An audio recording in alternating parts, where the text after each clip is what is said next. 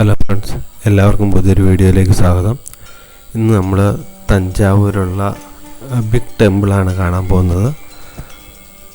ബൃഹദീശ്വര ക്ഷേത്രം എന്നാണ് ഇതിൻ്റെ ഒറിജിനൽ പേര്. AD 1010 ചോള രാജാവായിരുന്ന രാജരാജ ചോളനാണ് ഈ ക്ഷേത്രം നിർമ്മിച്ചത്. ഇത് പൂർണ്ണമായിട്ടും കരിങ്കല്ല് കൊണ്ടാണ് നിർമ്മിച്ചിരുന്നത്.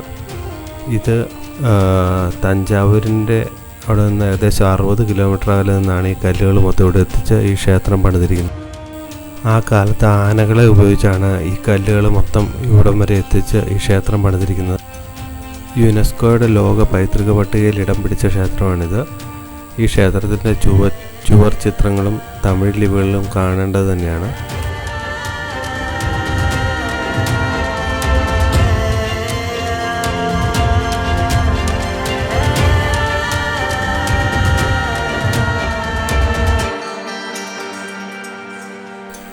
ഈ ക്ഷേത്രം സന്ദർശിക്കാൻ വരുവാണെങ്കിൽ പരമാവധി ഒരു 11 മണിക്ക് മുമ്പായിട്ടോ അല്ലെങ്കിൽ ഒരു ഉച്ച കഴിഞ്ഞ് വൈകുന്നേരം വരുന്നതായിരിക്കും നല്ലത്.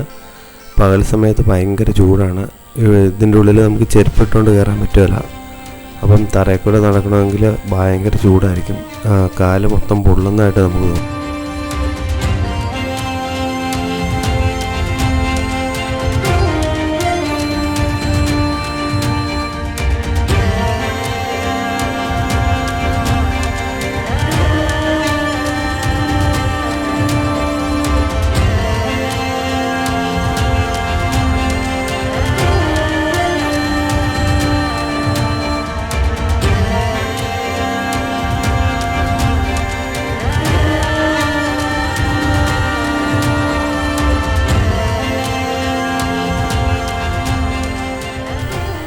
ഈ ക്ഷേത്രത്തിൻ്റെ പ്രധാന ഗോപുരത്തിന് ഏകദേശം 200 അടിക്ക് മുകളിൽ ഉയരമുണ്ട്.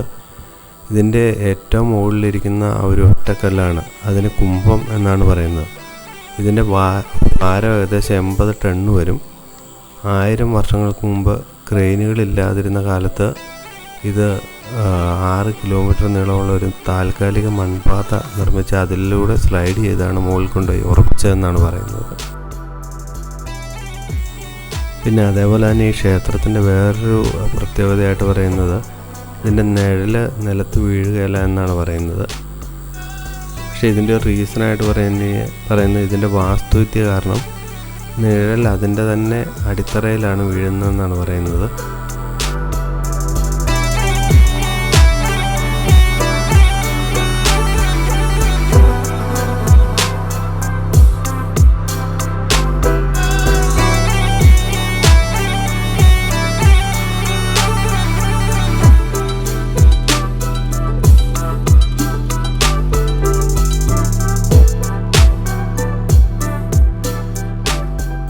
പിന്നെ നമ്മൾ ഇതിൻ്റെ സൈഡിൽ ഈ കാണുന്ന എല്ലാ ഭാഗത്തും ഇതിൻ്റെ ഉള്ളിൽ നിറയെ ശിവലിംഗമാണ്.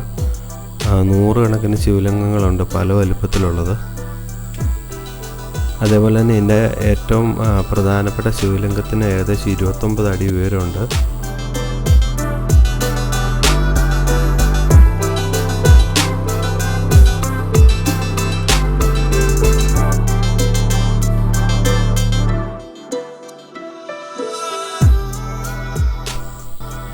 അതേപോലെ തന്നെ ഇവിടെ ഒരു നന്ദിയുടെ ഒറ്റക്കല്ലിൽ തീർത്ത ഒരു വലിയൊരു പ്രതിമയുണ്ട്. ഇന്ത്യയിലെ തന്നെ ഏറ്റവും വലിയ നന്ദി പ്രതിമകളിൽ ഒന്നാണിത്. ഏകദേശം 12 അടി ഉയരവും 20 ടണ്ണിനടുത്ത് ഭാരമുണ്ട്. ചോളന്മാരുടെ കാലത്തിന് ശേഷം നായക് രാജാക്കന്മാരുടെ കാലത്താണ് ഈ നന്ദി പ്രതിമ ഇവിടെ സ്ഥാപിക്കപ്പെട്ടത്.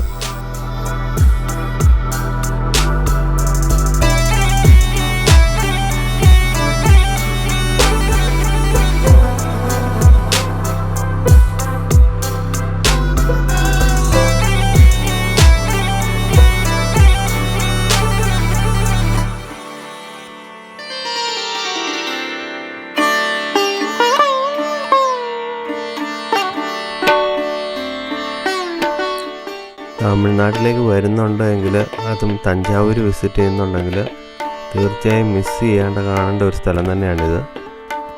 ഈ വീഡിയോ നിങ്ങൾക്ക് ഇഷ്ടമായെങ്കിൽ ലൈക്ക് ചെയ്യാനും ഷെയർ ചെയ്യാനും മറക്കരുത്. ചാനൽ ഇതുവരെ സബ്സ്ക്രൈബ് ചെയ്തിട്ടില്ലെങ്കിൽ ഇപ്പോൾ തന്നെ സബ്സ്ക്രൈബ് ചെയ്യുക. അടുത്തൊരു അടിപൊളി വീഡിയോയുമായിട്ട് വീണ്ടും കാണാം. Bye bye.